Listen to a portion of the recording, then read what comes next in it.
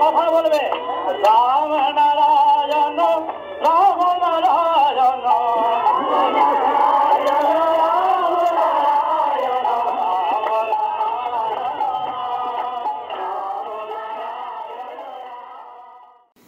রাম ও নারায়ণ রাম ঠাকুর শ্রী শ্রী বালক ব্রহ্মচারী মহারাজের শ্রীচরণে অনন্ত কোটি প্রণাম জানিয়ে শুরু করছি আজকের বেদ চর্চা।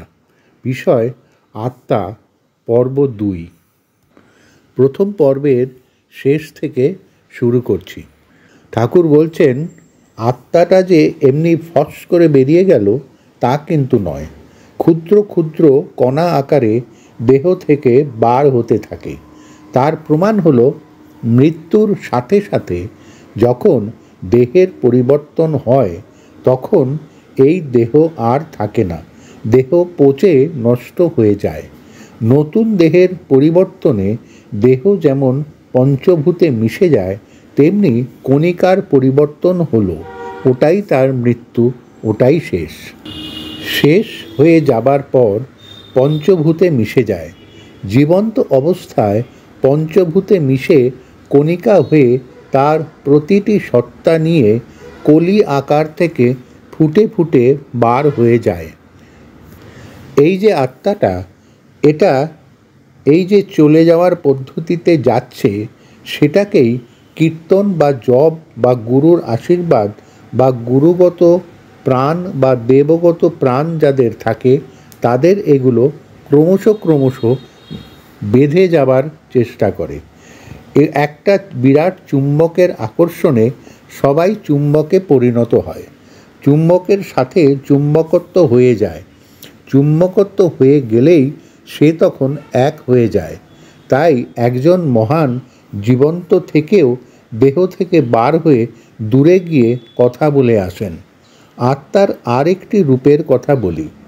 সূক্ষ্ম কায়ই হচ্ছে সমস্ত বস্তুর, সমস্ত পদার্থের সার। সেই আত্মা বা চৈতন্য যদি এই পৃথিবী থেকে তৈরি করে না পাঠাও, শরীর ছেড়ে চলে গিয়ে যদি তৈরি হতে চাও তবে কিন্তু ঠকবে। যা করার এখান থেকেই করে যাবে। বিরাট বিরাট মহানরা ভাষায় ব্যক্ত করা যায় না এত বড় মহান, তারাও নিজেকে তৈরি করার জন্য মাঝে মাঝে পৃথিবীতে এসে জন্ম নেন আরও বড় হওয়ার জন্য। এই পৃথিবীতে তারা এসে তাদের রেকর্ড ঠিক রেখে চলে যান। তোমরা শূন্য থেকে যখন এসেছো, শূন্যেই যখন আবার যেতে হবে, তখন শূন্যে আশ্রয় নেবার মতন তৈরি হয়ে যেতে হবে। তৈরি হলেই তোমাদের সব জিজ্ঞাসার সমাধান হয়ে যাবে। তৈরি না হয়ে গেলে আত্মাগুলি বড় ছুটফাট করে।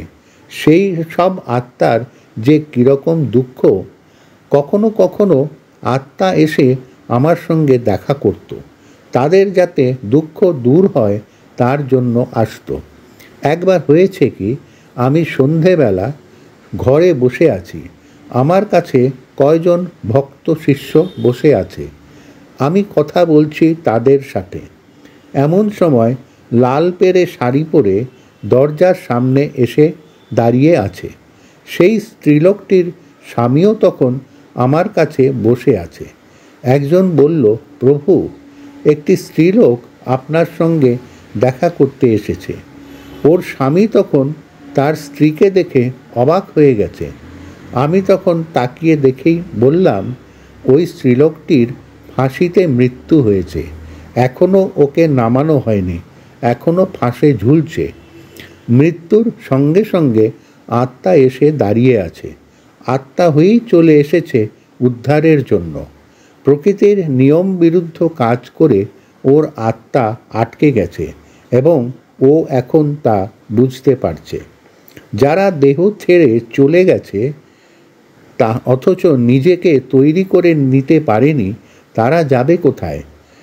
একদিন দেশের বাড়িতে থাকতে আমি এক আত্মীয়ের বাড়ি গেছি। বাড়িতে তাদের পিসিমা মারা গেছে 40 বছর হলো। সেই পিসিমা জলে ডুবে মরেছিল। সেই পিসিমা মাঝে মাঝে এসে তাদের দেখা দেয়। একদিন এসে জল চেয়েছে। দেখো, 40 বছর হলো মারা গেছে, এই 40 বছর ধরে ঘুরছে, কারণ বিদেহী হয়ে গেলে তার মুক্তির পথ খুঁজে পায় না। দেহের ভিতর দিয়ে ভগবান হওয়া যায়, শিব হওয়া যায়, বিষ্ণু হওয়া যায়, কিন্তু কি অদ্ভুত দেখো, দেহের কত বড় মূল্য। কিন্তু দেহের অতীত হয়ে গেলে তখন কোনো সাধনা নেই, কেউ রক্ষা করতে পারে না। সেই আত্মা হচ্ছে, আকাশের তো কোনো সাড়া নেই, এমনি কোনো সাড়া খুঁজে পাবে না। আকাশের সাড়া জন্মের ভিতর দিয়ে, আকাশের সাড়া জীবনের ভিতর দিয়ে। আকাশের মতন আত্মা হয়ে গেলে স্বাদ সাড়া নেই, সুতরাং সে তখন কোনো স্থান করে নিতে পারছে না।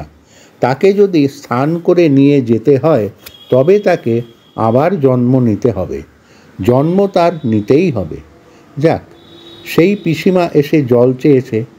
আমাকে এসে তারা বলতে আমি 1 ঘটি জল স্পর্শ করে দিয়ে বললাম, এই জল ছিটিয়ে দাও। সেই জল ছিটিয়ে দেওয়াতে বিকট হেসে সেই যে চলে গেল, আর আসেনি। চিন্তা করে দেখো আত্মা হয়ে কি অবস্থা নিয়ে আছে। মাঝে মাঝে সেই পিসিমা এসে বলতো, আমি আর এ দুঃখ সইতে পারছি না। আপনজনের কাছে এসে দেখা দিত। প্রত্যেকের জীবনে কিন্তু এই অবস্থা ঘটতে পারে। প্রত্যেকে যখন বার হবে তখন বুঝবে বার হয়ে যাচ্ছে, কিন্তু ওইভাবে যারা যায় আসা যায় না, শব্দ শুনতে পারে না, অদ্ভুত হয়ে যায়। প্রকৃতির নিয়ম বিরুদ্ধ কাজ করে দেহ ছাড়লে আটক হয়ে থাকে।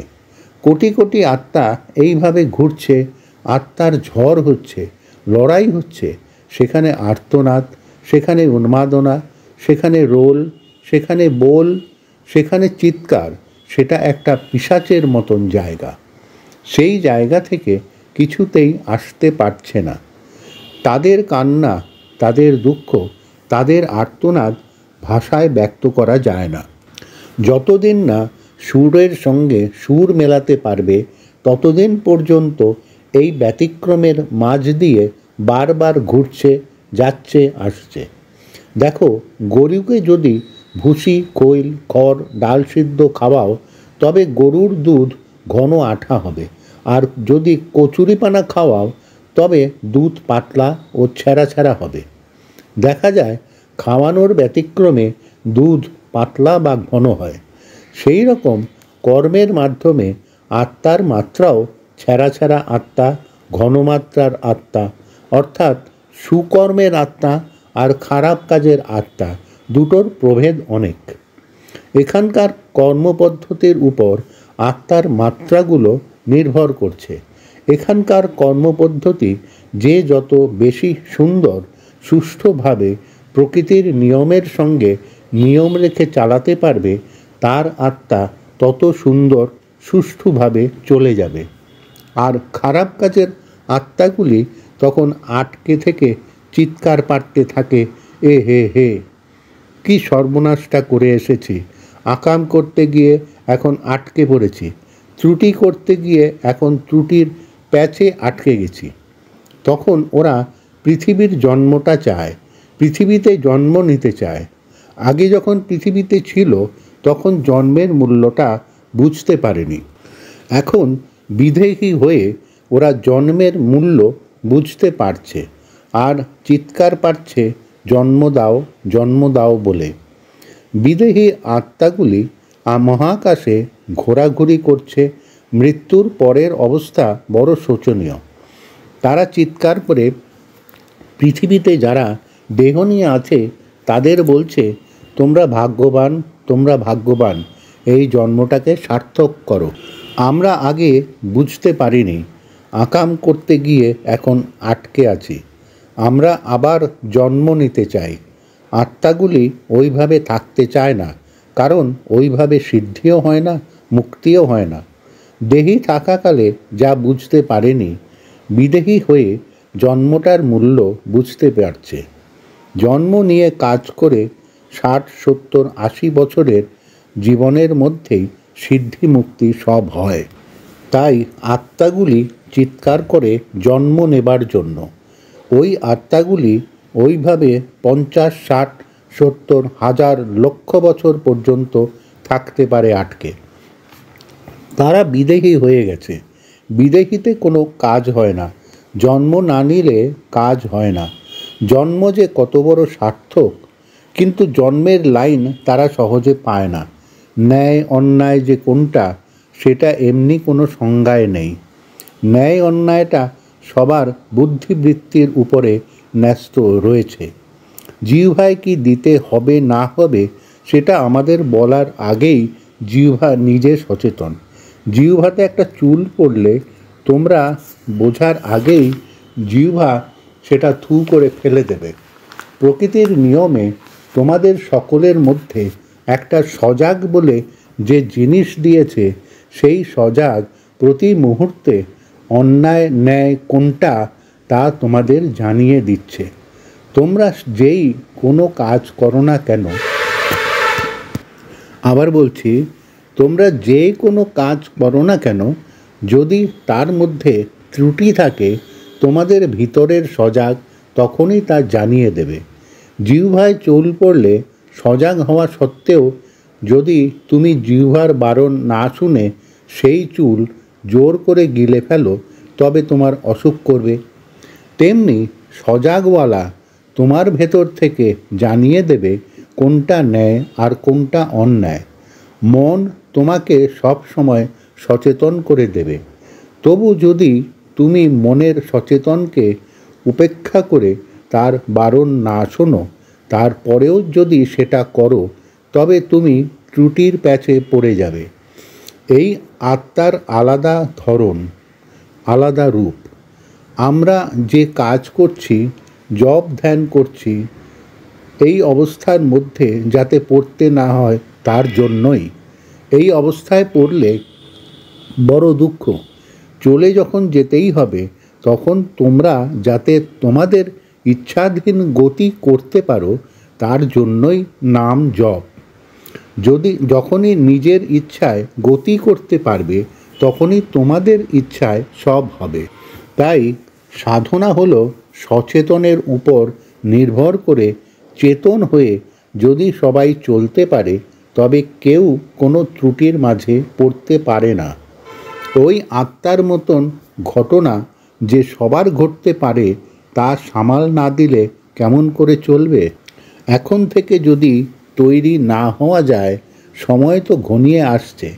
সুতরাং প্রত্যেকে যদি সম্বল না রাখো, পাথেও যদি না নাও, এর চেয়ে ব্যথার আর কিছু নেই। এই যে আত্মাগুলি, কোটি কোটি আত্মা বাতাসের ভিতর এই যে সব চলছে, এর মতন দুঃখ আর নেই। এই হিল্লায় কেউ পড়ে গেলে দুঃখের আর সীমা থাকবে না। ওই হিল্লায় যাতে না পড়তে হয়, সেজন্য কি করতে হবে? বাঁধুনি করে বাঁধতে হবে, যাতে এই পাসপোর্টটি নিয়ে, এই সুরটা নিয়ে তোমরা এগিয়ে যেতে পারো। সুরটা নিতে গেলেই এই নাম জপ কীর্তন, গুরুর আদেশ নির্দেশ, গুরুর যে ছাপ দেবেন সেইভাবে কাজ করবে। দেখবে সুন্দর স্বচ্ছভাবে চলে যাচ্ছে। বড় মধুময় জীবন, মধুময় স্বাদ নিয়ে যাবে। দেহ থেকে চৈতন্য চলে গিয়ে আত্মা হয়। সেই আত্মায় বুঝ, জ্ঞান, মন, বুদ্ধি সব থাকে। কিছুই তার নষ্ট হয় না। সব নিয়েই চৈতন্য চলে গেল। কোথায় গেল? মনে করো একটি শিশুকে তুমি খুঁজে পাচ্ছ না। তুমি মনে জানছো শিশুটি এই সীমার মধ্যেই কোথাও আছে, তারপর তাকে পেলে। চৈতন্য যখন চলে যায়, তখন তাকে খুঁজে না পেলেও সে এইখানেই আছে, অর্থাৎ একটা সীমাবদ্ধ জায়গা, স্তর আছে, তার মধ্যেই চৈতন্য আছে। সে আবার নতুন রূপে জন্ম নিচ্ছে। এই হলো আত্মা এবং তার স্তরে স্তরে রূপ। এই হলো আত্মার আরেকটি রূপ। এখানেই শেষ রাম ও নারায়ণ রাম। পুস্তক সূত্র তত্ত্ব জিজ্ঞাসা।